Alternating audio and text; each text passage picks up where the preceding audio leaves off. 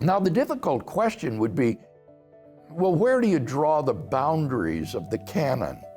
Well, which books are inspired and which ones are not inspired?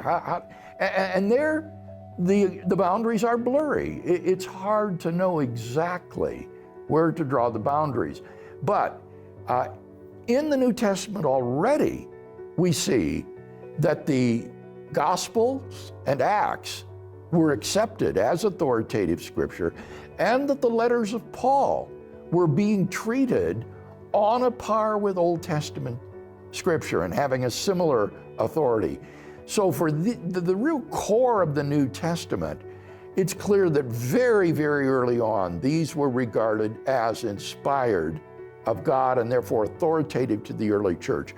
Now, beyond that, what you do with books like, say, 2 Peter or Jude, there it becomes more disputed. But I think what we can say very safely is that there is no Christian doctrine that is uniquely taught by those other books. Anything that they teach only goes to confirm what is taught in the indisputable canonical books. And therefore, there is nothing uncertain in Christian doctrine because it's in these books whose canonical status is debated.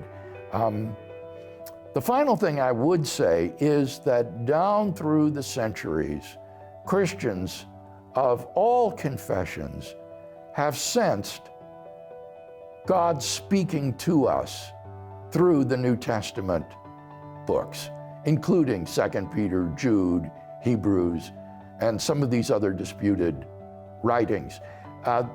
They are sensed as being God's word to us. God speaks to us through this.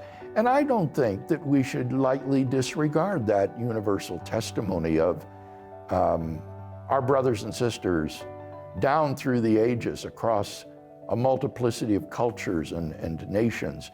And so I think that gives grounds for thinking that these other books, whose apostolic origin is more difficult to establish, are indeed properly part of the canon of inspired writings.